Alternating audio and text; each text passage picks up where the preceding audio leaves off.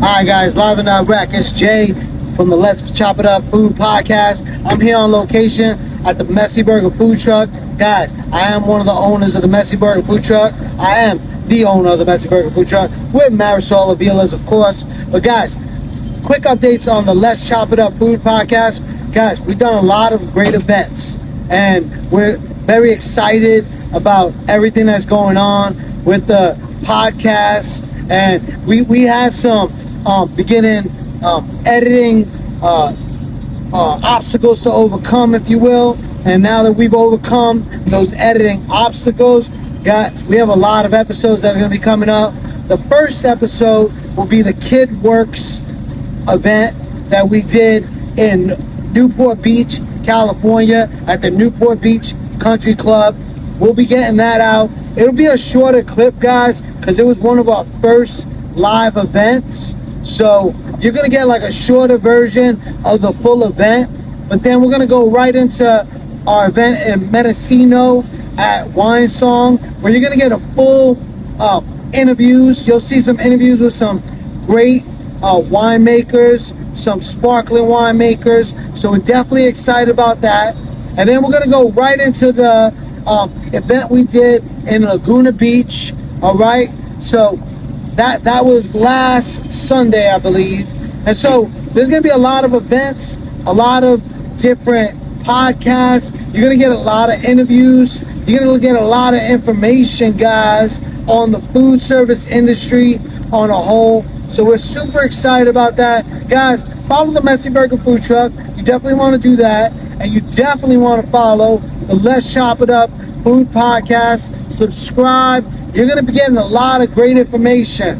Wineries. You're going to be getting a lot of information on coffee makers. You're going to be getting a lot of information on restaurants. You're going to be getting a lot of information on mezcal. So definitely check us out. I'm Jay, the Let's Chop It Up Food Podcast. Guys, we're definitely looking forward to bringing you the full restaurant experience, the full culture of everything that's going on in the restaurant industry. And thank you for joining in. Take care. Peace.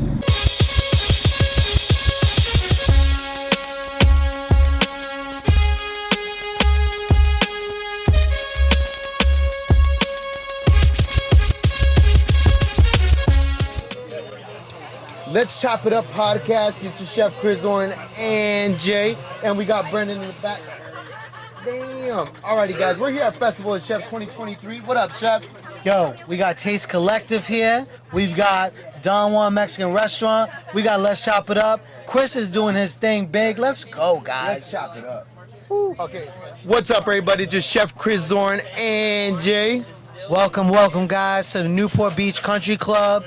We are here with KM Productions doing the KidWorks amazing event. We're super excited to have a full day of interviews. Chef Chris. You know what? I'm super excited for this event. It's 2023. We're here in Newport Beach. The weather is right. All the chefs are in the house. They have some amazing booths. I mean, I'm over here with Marcelo, with Don Juan. Also, we have Taste Collective in the booth. We have some amazing chefs here. I cannot wait to chop it up. I mean, the lineup is amazing, right? The lineup is amazing, guys. It's for an amazing cause. KidWorks has been doing it big for children, families in Santa Ana and beyond for 30 years now. So we definitely want to support everything they're doing. All the chefs are here to support that. And we're going to be interviewing Pat Morrell. He is one of the co-chairs at KidWorks. And we're also going to interview Hector, one of the students who has gone through the full KidWorks program. So we're definitely excited about that, Chef. That's a big deal. I mean, everything from the industry that we've interviewed chef owners, everything about how they've gone through the process of their culinary adventure.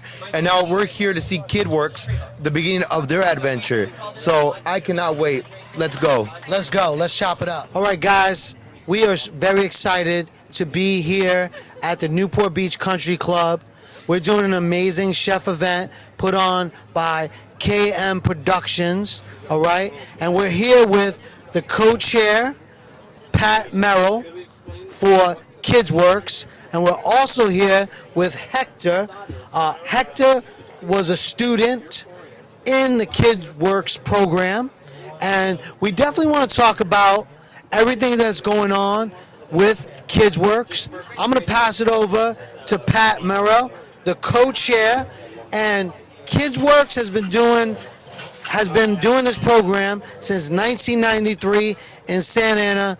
Pat, can you tell me how you got started with KidWorks and how that all began? Let's go. Yeah, so I got involved with KidWorks through a couple friends of mine that were doing the golf event. And they told me a little bit about KidWorks, but they're like, hey, Pat, you got to get involved with KidWorks.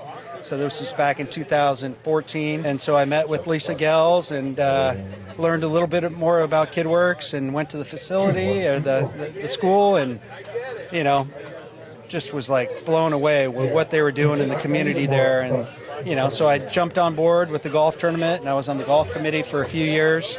And, you know, just loved the kids that were coming through there and the support that they had from both outside and the families that were involved.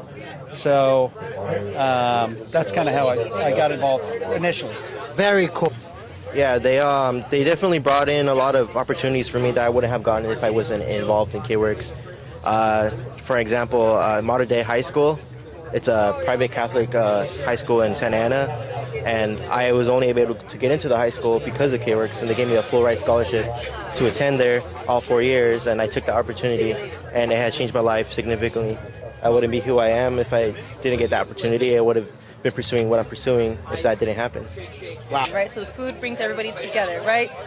Going forward into like being like a, you know, in high school, my parents, you know, I love them so much for sacrificing and putting me through sports, and I would go and play up and down the coast on like a travel ball team for all girls Latina basketball team, and I'd have many games and tournaments where I had to get up so early. My dad would always make us food, like my mom as well. They go, you know, off and off, but my dad kind of showed me that you can open a pantry and I would say there's nothing to eat.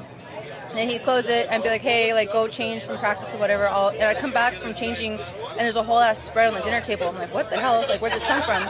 And my dad would be like, you're looking, but you're not seeing what you can make. And I was like, damn. Like just whatever we had, right? Like, we're not, you know, no son pobres, but we're not, you know, just we have what we have and very grateful to God for it. But like, he just knew how to make anything out of like anything that we had. And I thought it was really cool. But then high school came around and I was like, well, who doesn't like a little extra coin in their pocket? So I started baking on the side, like a little hustle, and I started selling it, like cupcakes and postres, like in my high school. And then I was like, I like this feeling, like I'm making something, I'm making food, people are liking it, and I'm making money off of it. And I was like, I can run with this. But, you know, your parents are like, need it, you could still come back to the program. Like, it helps you out in a way that no one could really explain. They have bonds with you, and then they just really connect with you. Right. And what led you to have the love for cooking? The passion really came down to what I wanted to do after high school, and well, pretty much I always thought of cooking as a hobby. I never really thought of it into like a pursuit of a career. So I really thought to myself, I was like, do I really want to do the 4-year? Because during high school I was in accelerated program classes, and my counselor really wanted me to go to a 4-year, but my heart wasn't really into it until like, I don't know. So it was senior year of high school. That was when I really connected with my culinary skills, and I was like, you know what, I think I could do this for the long run, and that's driven me ever since. When I landed this job at Marché Moderne, I was pretty thankful to the chef owner, Chef Laurent and Chef Amelia, that they were the power couple like that opened that restaurant. And I want to thank my executive chef, Chef Arturo, which he's done an amazing job teaching me all there is to know in this, culinary world. Right. Okay, Yeah. so That's awesome. Go ahead. You had a question, Vin? Oh, just, One of those things where at the end of the day, it's people who make an impact on other people's lives, right? We have an opportunity to be those mentors and to pour into somebody else. Somebody else oftentimes poured into us. And so when he mentioned that, I didn't want to be somebody that just packed my stuff and walked away and never looked back. So I actually continue to come back from school. My college was about 20 minutes away. 3, 4, 5 times a week after classes, I'd come back. I'd hang out with the guys that were in my mentoring group. We had a youth Bible study going. I'd come back, pick them up, take them to church on Sundays. And a few months later, I moved back in the neighborhood. Still in the neighborhood now, 27 years later. In fact, I was in the apartments for 5 years, and then bought a house on the corner, basically saying we're in this together for the long haul. And a lot has changed, a lot of positive things over the last nearly 30 Guys, years. can I really talk about Well, as a chef, you have to get dangerous in the kitchen. Can you say that again? As a chef, you have to get dangerous in the kitchen. Be like this hungry lion where like nothing can stop you, right? Don't hurt yourself by not getting creative. Think not even outside of the box. We are already outside of the box. Now, think outside of this world, right? What kind of legacy do I want to leave after my guests finish this dish? we gotta.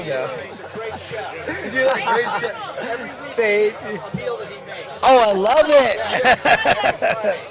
I love it. This is like the Rose Bowl. Yeah, I love it. Let's do it. I want to see a wave, guys. Let's do a wave. Woo! All right, guys. Sit in and sweet. Rick is getting it. Rick. It's 50-50 water rice, and then as soon as it's out of the cooker, we mix the rice vinegar to it. That's our proprietary blend as well.